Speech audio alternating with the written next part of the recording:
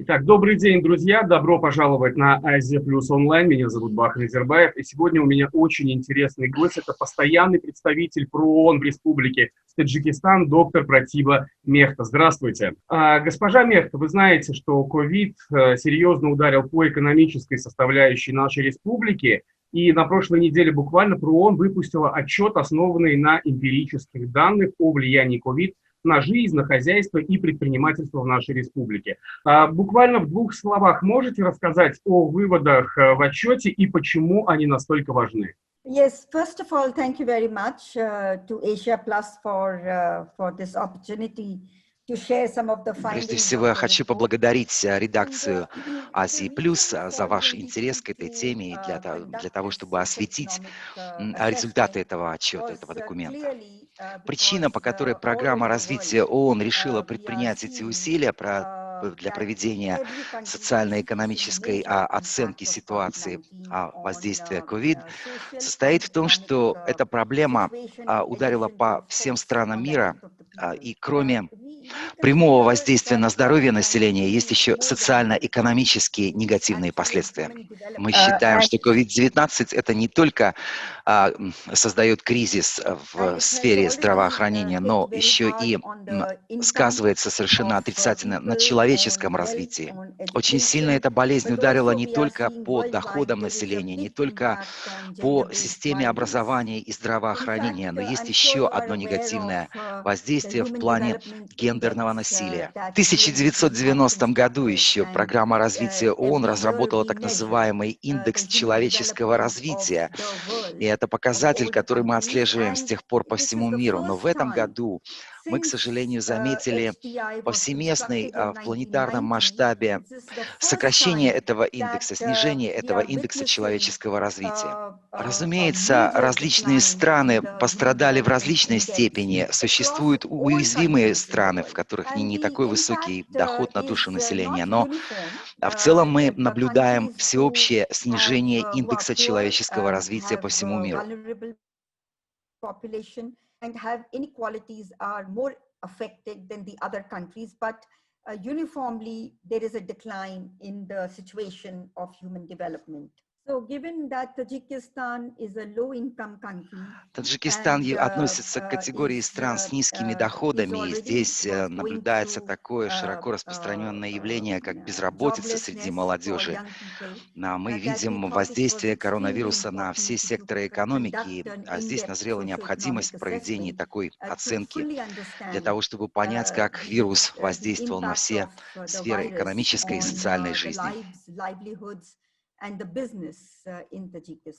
Задача перед нами стояла очень сложная, однако я считаю, что мы с ней справились, и мы постарались охватить как можно больше респондентов. Мы провели собеседования, так называемые углубленные интервью, примерно с 1000 домохозяйств и 700 предприятиями. Это микропредприятия, малые предприятия и предприятия среднего бизнеса, для того, чтобы понять все их чаяния и проблемы, которые перед ними стоят. Кроме того, у нас был еще пакет вторичных данных, так называемых. Это исследования, которые до нас или параллельно проводились другими организациями, и они стали дополнением к нашему исследованию. Повествовательная информация там содержалась, в частности, для того, чтобы у нас была полнота картины.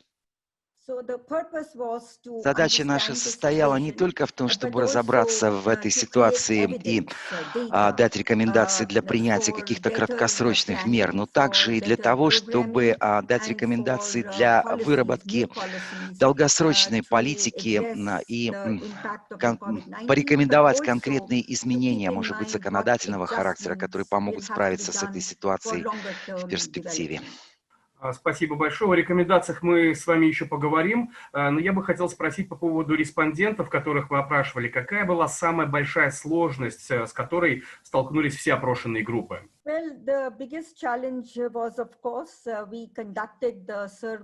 Прежде всего говорилось о том, что самая большая сложность в проведении этого исследования заключалась в том, что было сложно обеспечить социальное дистанцирование, и почти все интервью проводились в основном по телефону. Телефонная связь, во-первых, не очень надежное средство коммуникации, потому что происходят различные технические там вещи, и мы не видим респондентов вживую, нет вот этих эмоций, но мы не могли подвергать риску самих интервьюеров и респондентов для того, чтобы посылать их куда-то, приходилось там соблюдать вот эту социальную дистанцию. Позвольте мне прежде всего сосредоточиться на непосредственных результатах нашего исследования. Самой большой проблемой для людей стала потеря доходов и невозможность возвращения к средствам для существования, потому что они либо потеряли в финансовом плане, либо их предприятия закрылись, либо они лишились работы, были сокращены каким-то образом. Вот это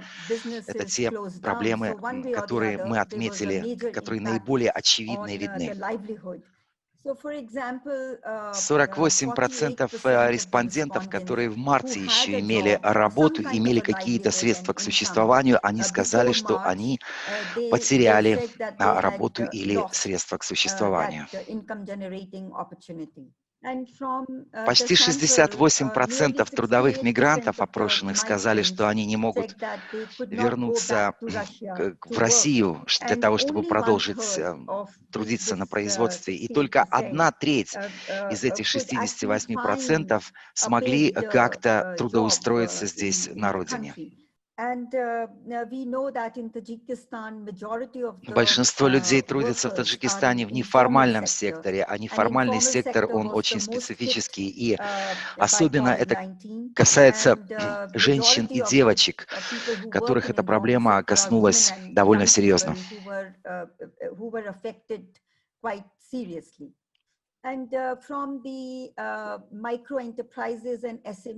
Частные предприниматели, а здесь речь идет как о микро, так и малых и средних предприятий, столкнулись с проблемами финансового характера. Многие из них не смогли выплачивать своевременно и в полном объеме налоги, они не могли платить за аренду своих офисных помещений, не могли покрыть расходы на коммунальные услуги. And also how they would pay taxes. А если мы будем говорить сейчас о тех проблемах, с которыми столкнулись домохозяйства, это, конечно, тоже материальные и финансовые потери, потому что в каждой семье есть дети, есть во многих семьях пожилые люди, инвалиды или люди с хроническими заболеваниями. Разумеется, у этих домохозяйств возникли дополнительные расходы на медицинские услуги, на лечение этих людей, которые оказались в изоляции и без средств к существованию. А еще одна проблема, которую обозначили респонденты, состояла в том, что люди столкнулись с дефицитом продуктов питания. То есть в стране вообще этой проблемы нет с точки зрения продовольственной безопасности, продуктов достаточно, но у людей, которые оказались в этой ситуации, просто закончились средства для того, чтобы купить еду.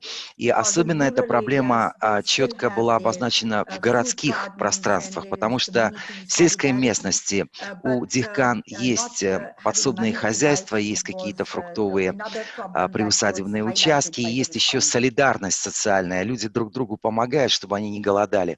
А вот в городской местности эта проблема была обозначена очень сильно.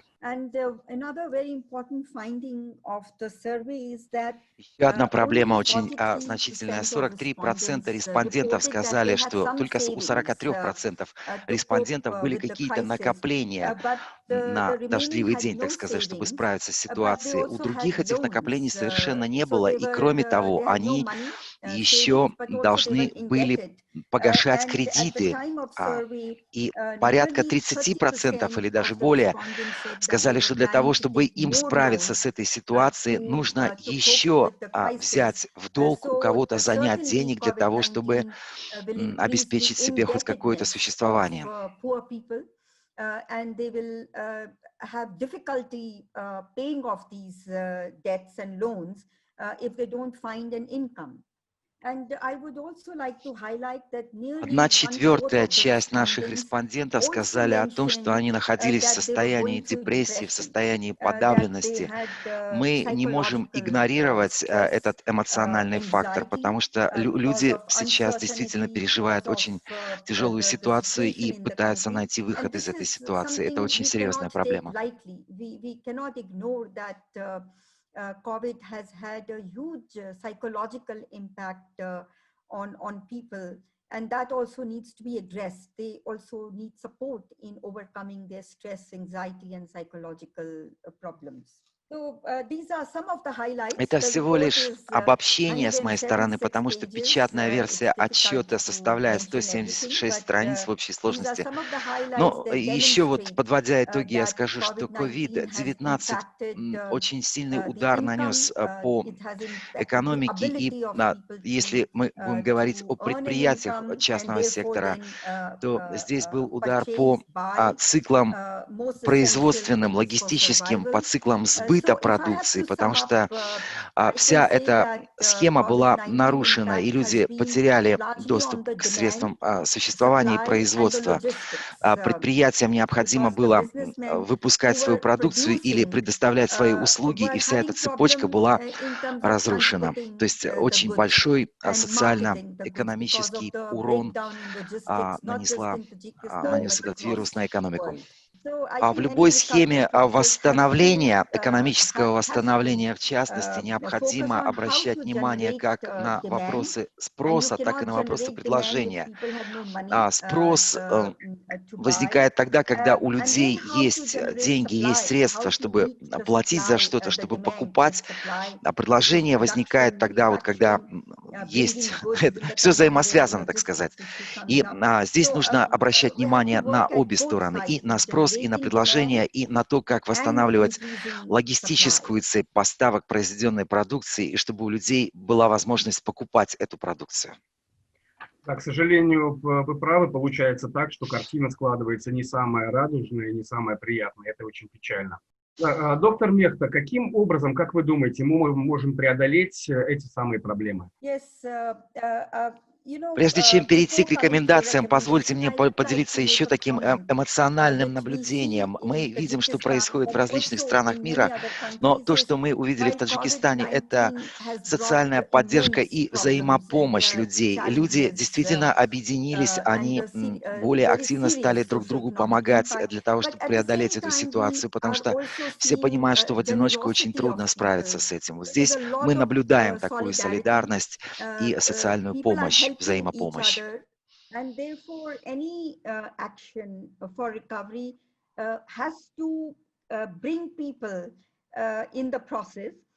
Любое восстановление требует вот такой социальной мобилизации граждан и гражданского участия и согласованности действий, которые основаны на рекомендациях. And with dialogue with people on recommendations and on actions. А то, что касается рекомендаций, я думаю, что их можно разбить на 3 категории: краткосрочные, среднесрочные и долгосрочные. В краткосрочной перспективе необходимы экстренные меры помощи, непосредственной помощи тем, кто пострадал больше всего.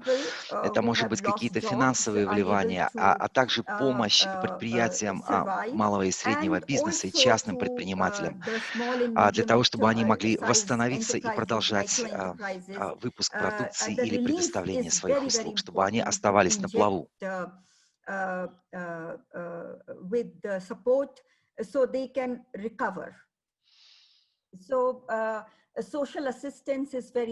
Кроме социальной помощи, необходима финансовая, непосредственная финансовая помощь даже в денежной форме, в наличных средствах, как вот единовременные выплаты для тех, кто пострадал больше всего. А то, что касается частных предприятий, им тоже необходимо предоставить финансовую помощь, чтобы они могли хотя бы временно работать, не закрываться и продолжать обеспечивать рабочими местами своих сотрудников, работников. Хорошо, что у правительства есть такие документы, как национальная программа действия в чрезвычайных ситуациях. И хорошо, что здесь есть списки людей, которые подходят вот под эту категорию. Но эти списки необходимо пересмотреть и, может быть, расширить их в том плане, что здесь сейчас большее количество людей оказалось в этой ситуации. Они являются уязвимыми, и им необходима эта экстренная помощь. Многим гражданам сейчас крайне необходимо иметь доступ к продуктам питания, к медикаментам. Здесь целесообразны меры по контролю над ценами на эти предметы первой необходимости. Мы понимаем, что логистика сейчас выстроена так, что цены приходится повышать, но здесь необходим контроль, жесткий контроль, наверное, для того, чтобы не усугублять эту ситуацию, потому что есть люди, которые крайне нуждаются в этом.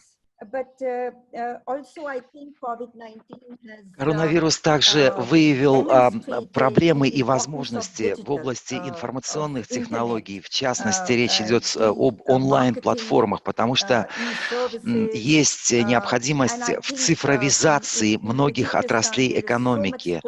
Если говорить об этом более подробно, то можно, например, вспомнить возможности телефонных служб доверия. Если люди находятся в каких-то кризисных ситуациях, они должны иметь доступ к службам психологической поддержки.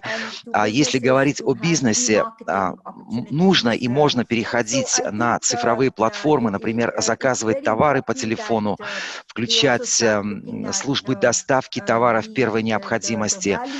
И вот эту цифровизацию необходимо внедрять повсеместно для того, чтобы справиться с этой кризисной ситуацией. У Таджикистана есть очень большие возможности, и тут необходимо тем, кто принимает решения, задуматься о развитии сектора интернета и услуг телефонии. Можно еще проводить обучение, производственное обучение и дистанционное обучение для школьников и для тех, кто овладевает различными ремеслами.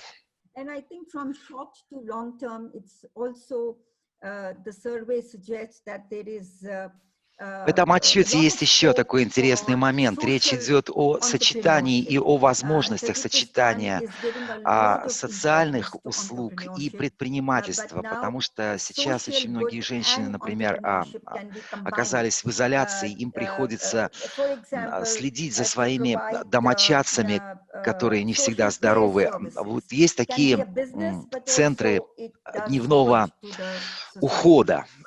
Могли бы женщины объединиться в такие центры и заниматься уходом за нездоровыми людьми, например, вот в таких вот центрах. И социальные услуги, как бы это тоже бизнес.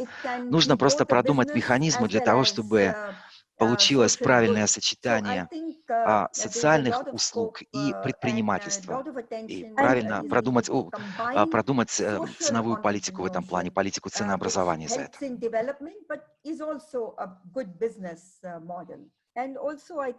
Для того, чтобы предприятия могли быстрее оправиться от этого шока, необходимо продумать шаги по ослаблению налоговых обложений, немножко изменить налоговую политику для того, чтобы помочь предпринимателям.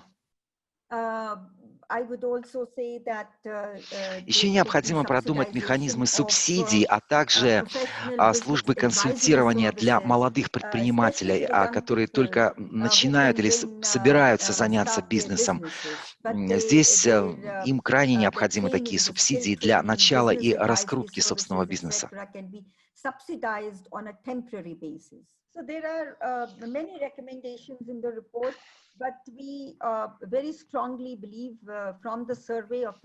В нашем отчете содержится очень много рекомендаций, но мы прекрасно понимаем, что все необходимо выполнять последовательно. И, в частности, я хочу подчеркнуть лишь несколько моментов. Для того, чтобы добиться устойчивости, необходимо помнить о таких принципах, как равенство, общий равный доступ ко всем благам, необходимость цифровизации оптимизации наших усилий и создания благоприятных условий для предприятий.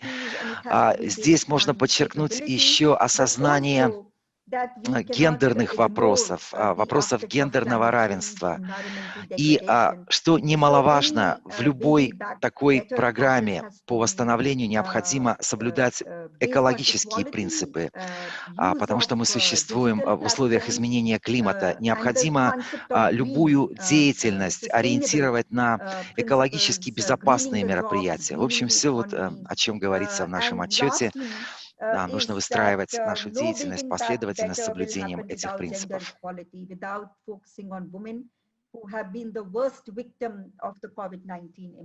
Что ж, судя по всему, огромное количество полезных рекомендаций в этом отчете будет и есть, присутствует. Я хотел бы вот что еще у вас спросить по поводу помощи ООН Республике Таджикистан. У меня 3 вопроса, но я их объединю в один. Программа развития ООН оказала помощь Таджикистану порядка $3 миллионов за время пандемии. И вот почему именно эта сумма? И создана ли группа, которая мониторит, на что тратятся эти деньги? Мы так же, как и все остальные вообще люди на всей планете, были застигнуты врасплох, откуда появилась, собственно, эта сумма 3,3 миллиона. Мы сейчас занимаемся перепрограммированием и переориентированием наших текущих программ, и к ним добавляются еще новые программы.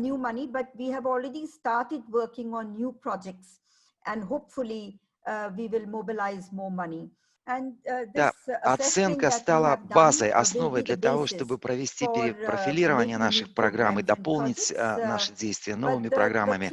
На что пойдут эти 3 миллиона, вот эта сумма, в частности, на создание специального центра при Министерстве здравоохранения. Потом будут какие-то вливания и адресная помощь предприятиям микро, малого и среднего бизнеса, которые пострадали в большей степени. Во-первых, вот это создание коммуникационного центра при Министерстве здравоохранения. Во-вторых, это поставки, адресные поставки медикаментов и средств личной защиты и гигиены. А еще у нас будет совершенно новая программа по утилизации медицинских отходов. Это очень важная программа по своей сути, потому что маски и прочие лабораторные предметы, которые находились в каких-то контактах с инфекционными больными, их необходимо правильно утилизировать. У нас проект будет по оказанию помощи 5 медицинским учреждениям.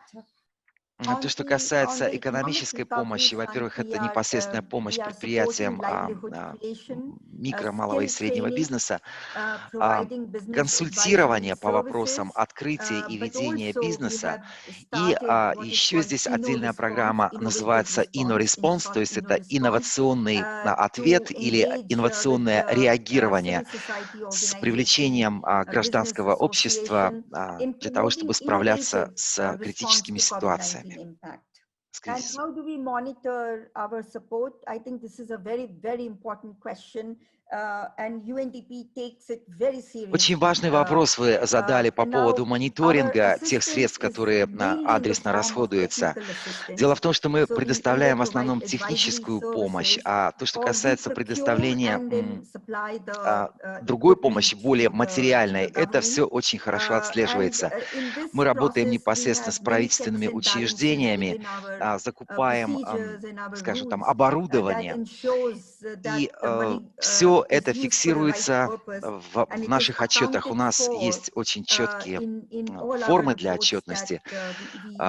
Почти никакой финансовых транзакций мы не делаем. Все это идет в форме закупки оборудования, технических консультаций и развития.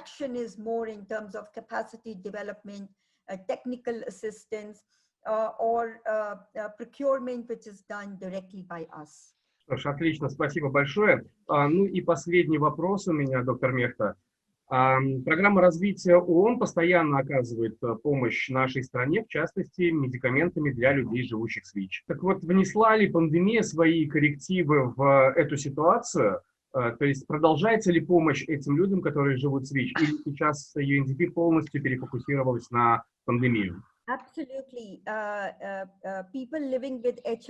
Безусловно, люди, живущие с ВИЧ, являются, пожалуй, одними из самых уязвимых к COVID-19, потому что это люди, у которых уже присутствуют какие-то хронические заболевания. И, разумеется, мы продолжаем уделять внимание этим людям. We were very concerned because of the airport closure and border closure that we will not be able to bring methadone and other life-saving medicines for people living with HIV. Мы очень сильно обеспокоены перекрытием воздушных границ и невозможностью доставки грузов. Но в мае программа развития ООН из Франции чартерным рейсом завезла в Таджикистан 3,6 тонн метадона. Это специальное лекарство для заместительной терапии.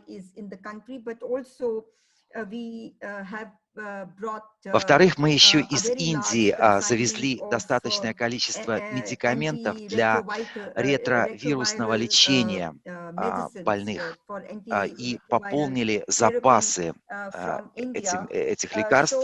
3,7 тонн метадона – это заместительная терапия для наркозависимых, в общем, да.